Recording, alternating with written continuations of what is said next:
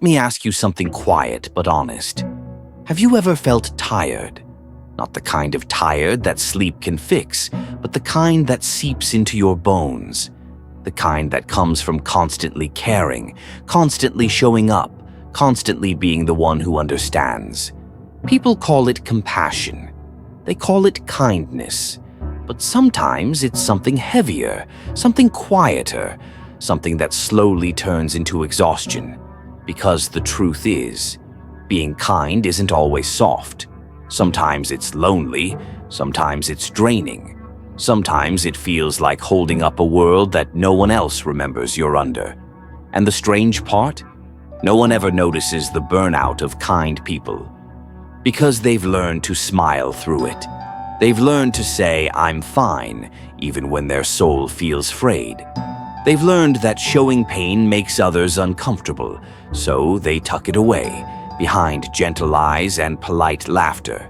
Kind people often grow up learning that peace depends on them, that harmony is their responsibility, that love means adjusting, shrinking, softening their own edges so others can stay comfortable. It starts small. You're the calm one in your family, the peacemaker among friends, the one who forgives first, apologizes first, and asks for less. And at first it feels noble. You tell yourself it's maturity, emotional strength, wisdom. But years later that same skill becomes a weight. You stop noticing how often you bend, how often you silence your needs to protect someone else's mood, how your empathy quietly becomes erasure. Psychologists call this compassion fatigue. But for kind people, it's not just about helping others too much. It's about carrying emotions that were never yours to hold.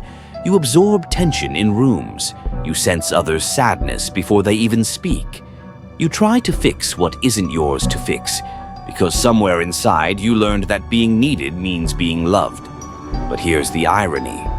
The world rarely checks on the strong ones. The givers, the listeners, the healers. They're the ones people come to, not the ones people ask, "Hey, are you okay?" And that's where the burnout hides, in the gap between what you give and what comes back. Because kindness, when it's constant, begins to cost you. Every "it's okay" when it's not.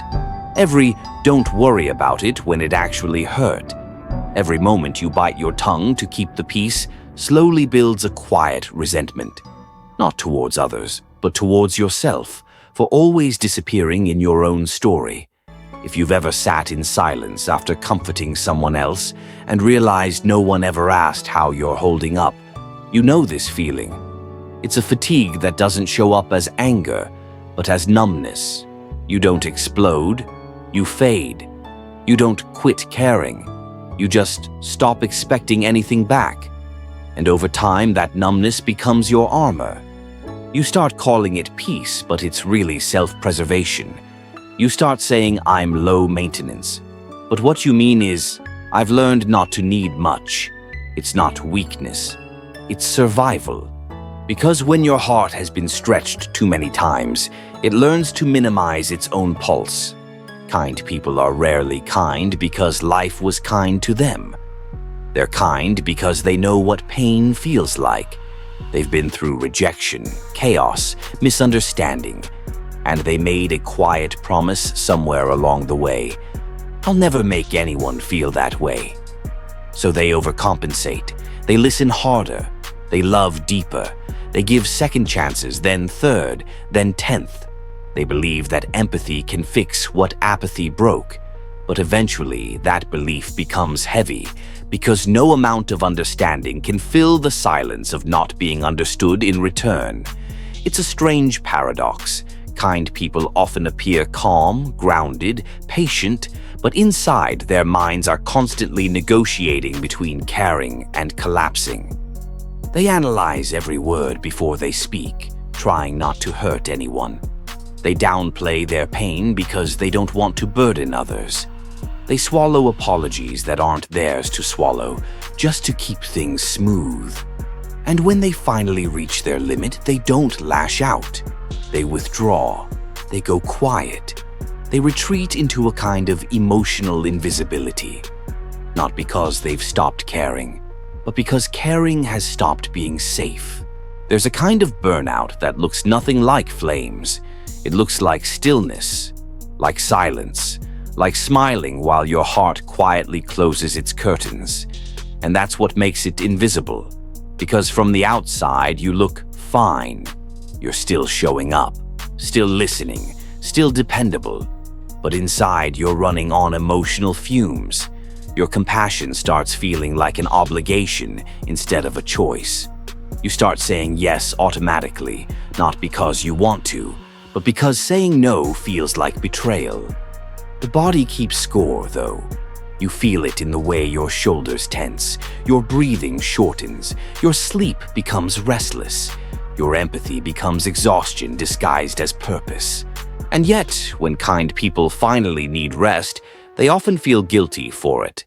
They worry that setting a boundary makes them selfish, that taking a step back means they're giving up on someone. But boundaries aren't rejection. They're realism. They're love with structure. They're kindness that includes yourself. Because without that, empathy becomes erosion. You can't keep pouring from a heart that's never allowed to refill. Think about how many people you know who are quietly burning out behind calm expressions. The colleague who always covers shifts, the friend who never complains, the family member who solves everyone's problem but never shares their own. We assume they're fine because they seem fine. But sometimes the most stable people are the ones holding their world together with invisible threads. They don't need pity. They need permission to rest, to say no, to be human again. There's a psychological concept called empathic distress. It's what happens when your empathy becomes chronic. When you don't just understand others' pain, you absorb it. And over time, your brain starts confusing other people's emotions for your own. You can't tell where their sadness ends and yours begins. That's why kind people often feel drained after conversations. They're not just listening, they're carrying. And the saddest part is, they rarely get carried back. They normalize one-sided emotional labor until it feels like identity. They say things like, "I just like helping people," but deep down they're longing for someone who will say, "You don't have to fix this. Just rest." Sometimes burnout doesn't arrive with warning signs. It comes subtly, in the way you stop texting first, in how you stop explaining your feelings because explaining has never changed much anyway. It's in the way your laughter sounds polite now, in how silence feels safer than vulnerability. And the most painful part, even when kind people reach breaking point, they often still protect others from the discomfort of seeing it. They cry quietly, they heal privately, they fall apart neatly. If you've ever found yourself thinking, "I just can't keep caring like this anymore," you're not broken. You're exhausted. There's a difference.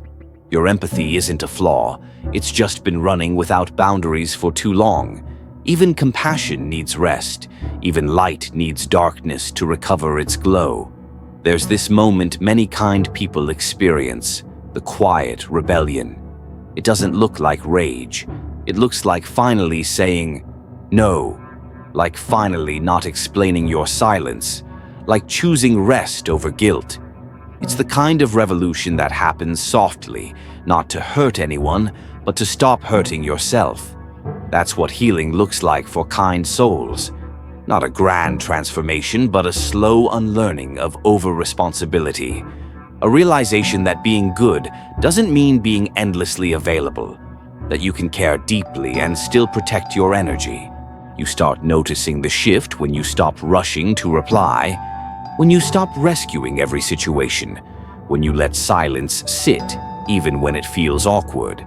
At first, you'll feel guilty, then you'll feel relief, then you'll feel free. Because kindness without self-respect is submission. But kindness with boundaries, that's maturity. The world often romanticizes selflessness, but no one talks about the grief of being unseen. No one talks about how the kind ones grieve their own invisibility. how they miss being cared for with the same softness they give others. But there's beauty in that grief too, because it often becomes the doorway back to self-love.